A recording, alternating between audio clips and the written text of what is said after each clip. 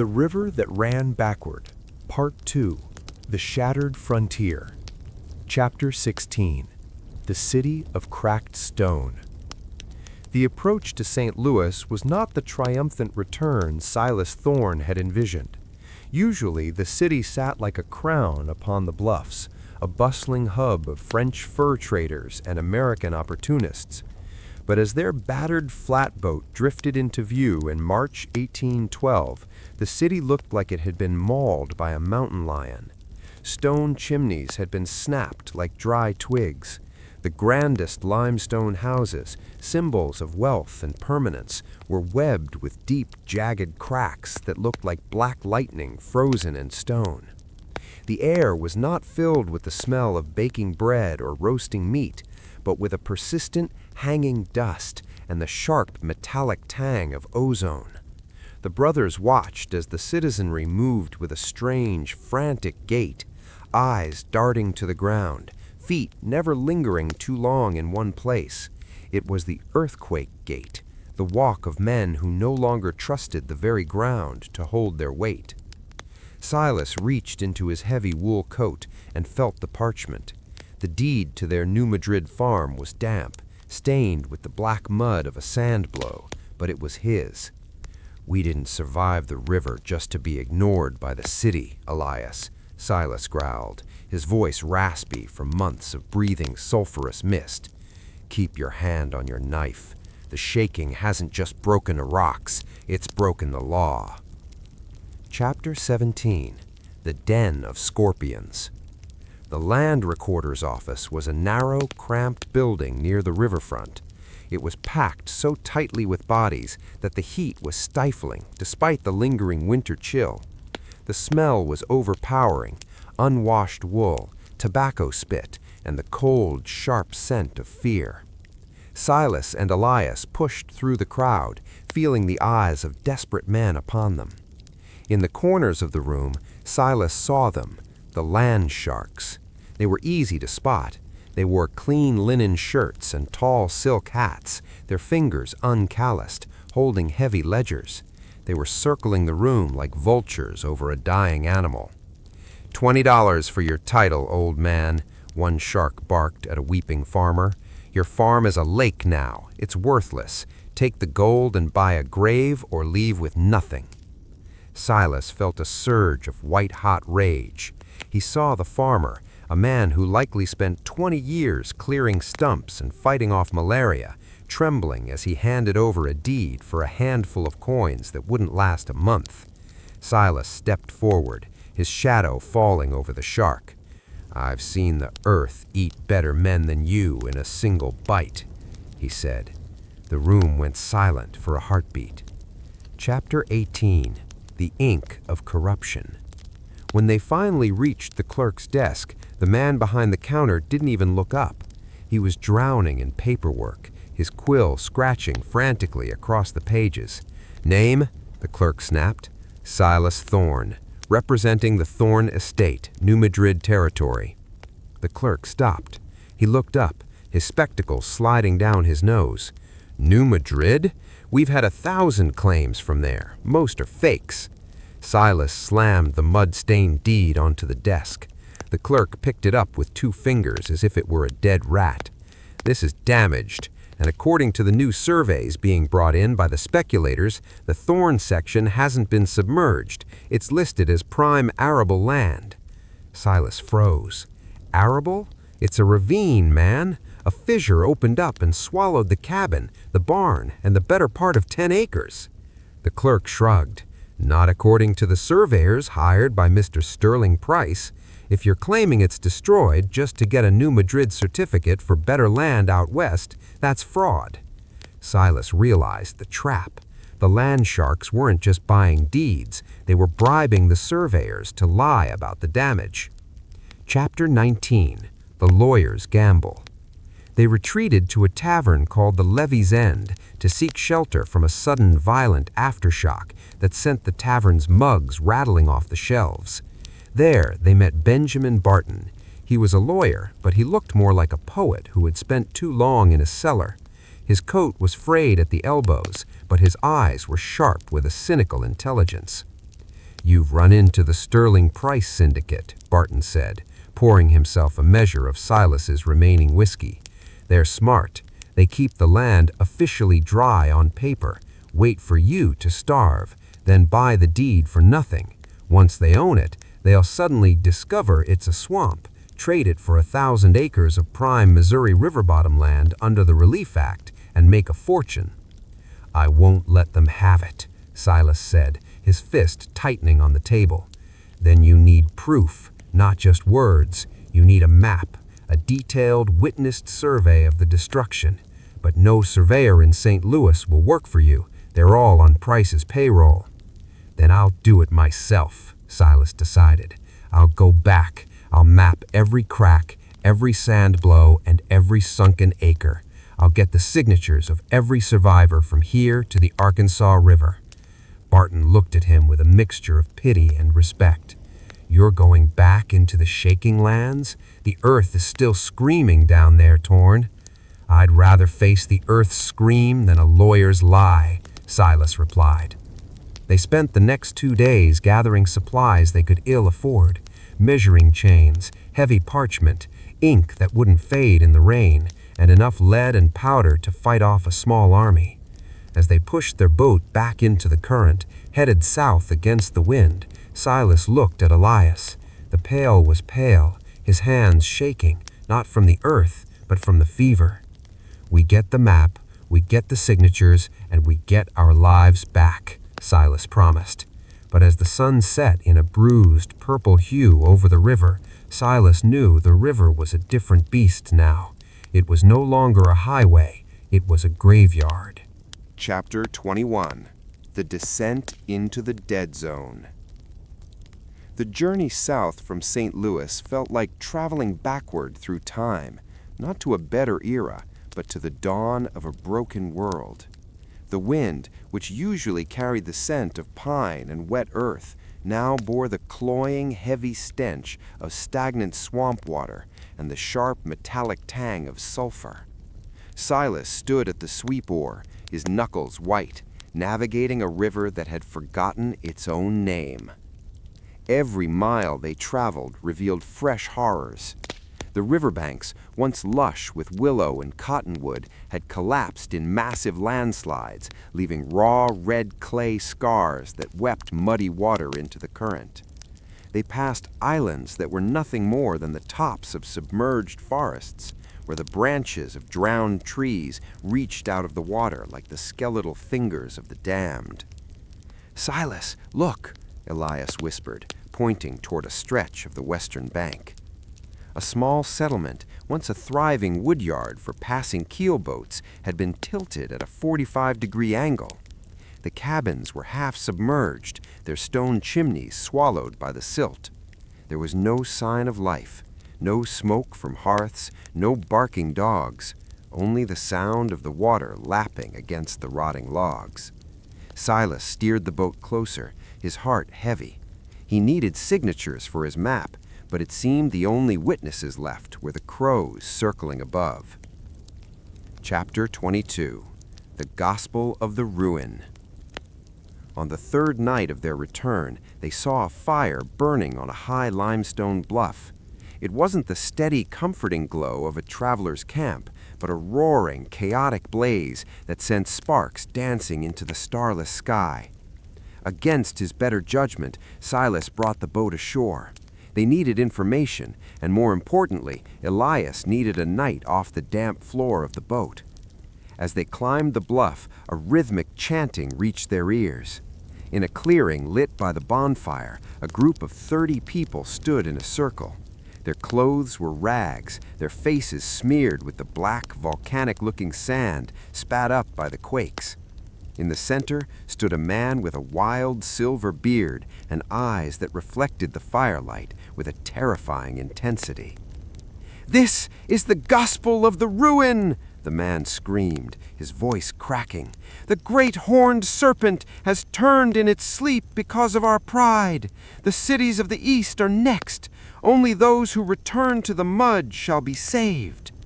The followers fell to their knees, not to pray, but to press their ears to the ground. They were listening for the next tremor, treating the vibration of the tectonic plates as the voice of God. Silas realized with a chill that these people weren't just survivors, they were broken. The constant shaking had cracked their minds as easily as it had cracked the earth. Chapter 23. The Witness of the Silent. Silas approached the cult leader, his hand resting near the hilt of his knife.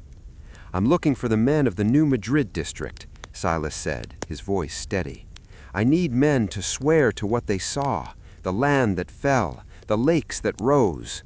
The preacher looked at Silas and laughed, a dry, rattling sound. "You want to map the graveyard, stranger? You want to put ink on paper to claim what the serpent has already swallowed? Go ahead, but the ink will run, and the paper will rot, and the serpent will eat your boundaries." Despite the man's madness, Silas pulled out his heavy parchment. He moved among the followers, finding a few who still had a glimmer of sanity in their eyes. He met a man named Miller, who had lost his wife and 3 children when their cabin was swallowed by a fissure on the night of February 7th. With trembling hands, Miller signed the document. "Tell them," Miller whispered, "tell them in the city that the world is gone. Tell them there is no land left to own."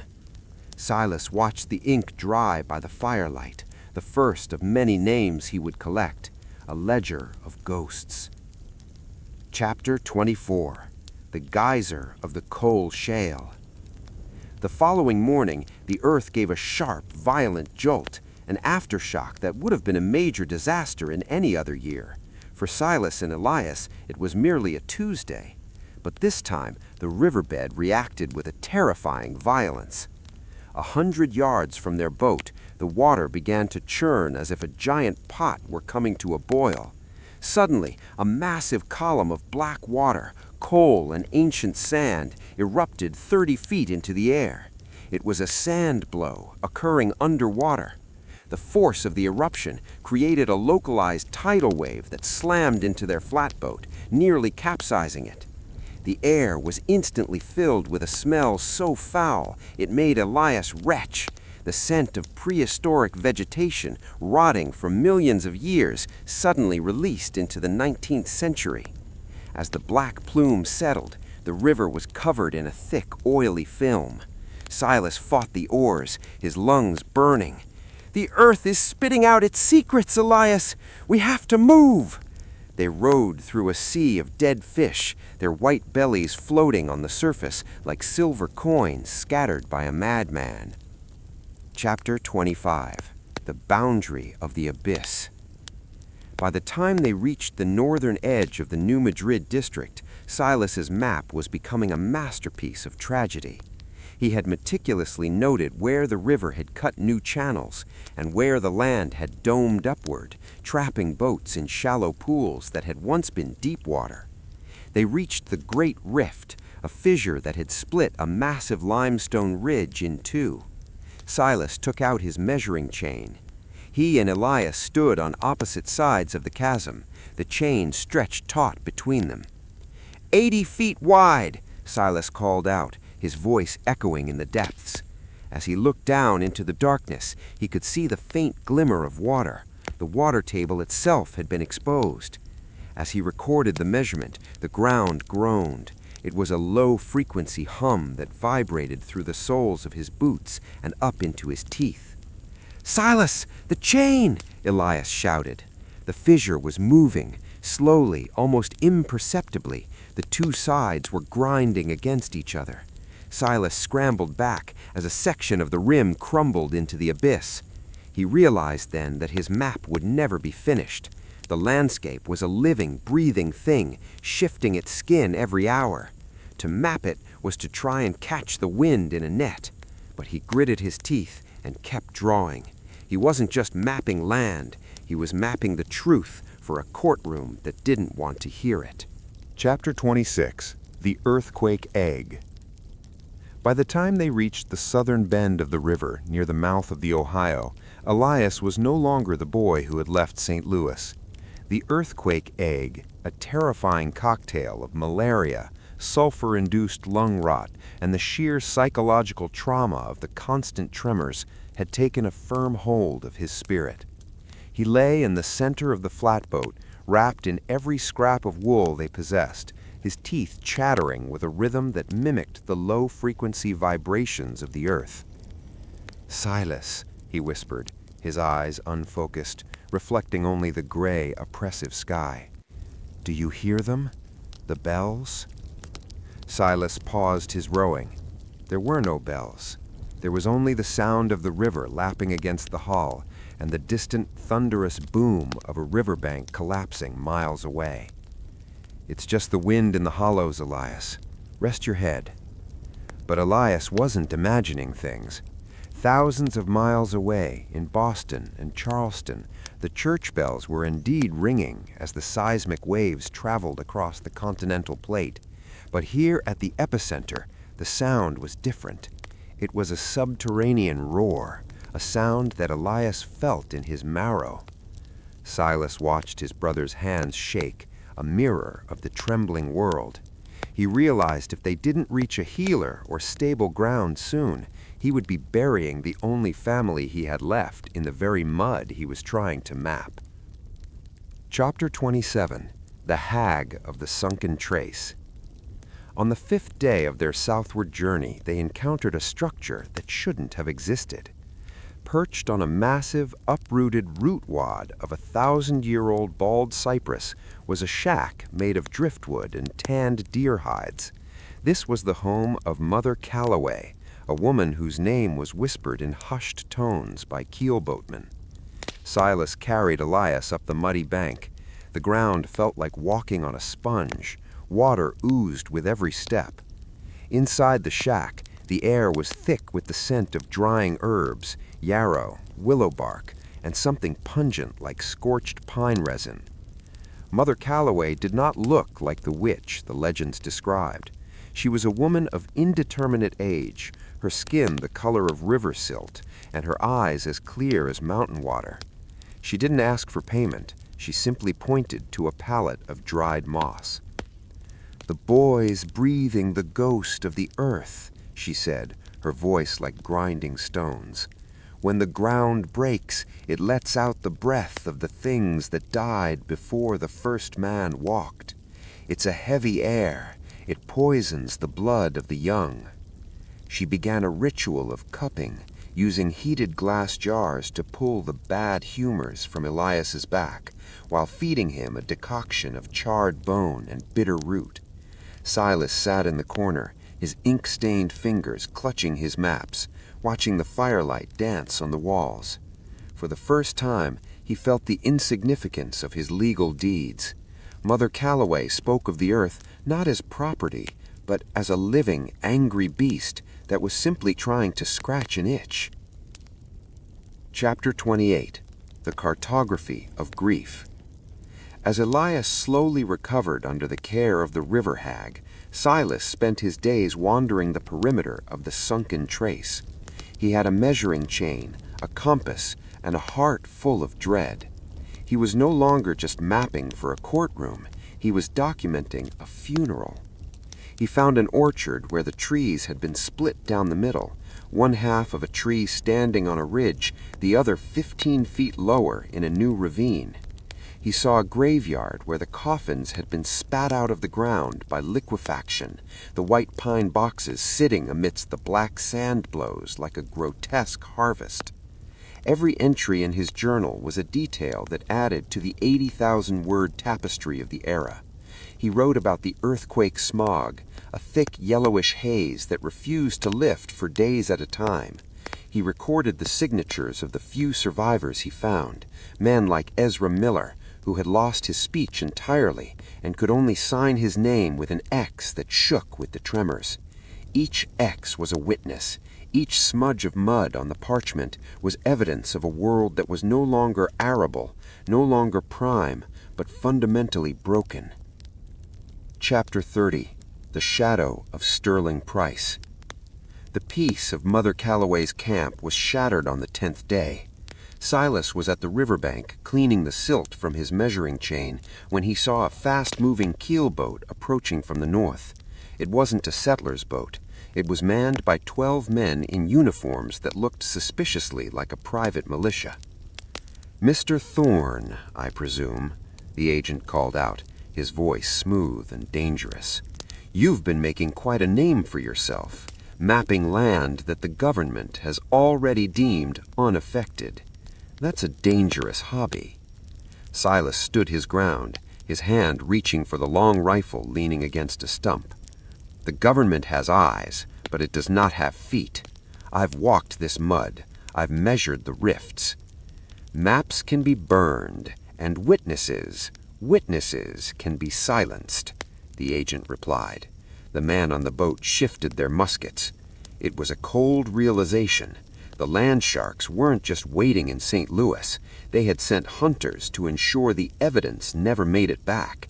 The war for the American West wasn't just being fought against the British or the tribes. It was being fought between those who bled for the land and those who wanted to own it on a ledger. Chapter 30. The Race to the Capital. The encounter with Price's men turned the journey into a desperate race. Silas knew he couldn't stay. He gathered Elias, still weak but standing, and thanked Mother Calloway. She gave him a small pouch of dried roots and a warning. "The earth is done shaking for now, but the men are just starting." They pushed their boat into the current under the cover of a thick, sulphurous midnight fog. They weren't just rowing now, they were hiding. They used the back channels Silas had mapped, navigating through the sunken forests where Price's larger keelboat couldn't follow. The final chapter of this block finds them approaching the outskirts of the capital. The deadline for filing the New Madrid certificates was days away. Silas's hands were blistered, his maps were stained with sweat and river water, and his brother was a shadow of his former self.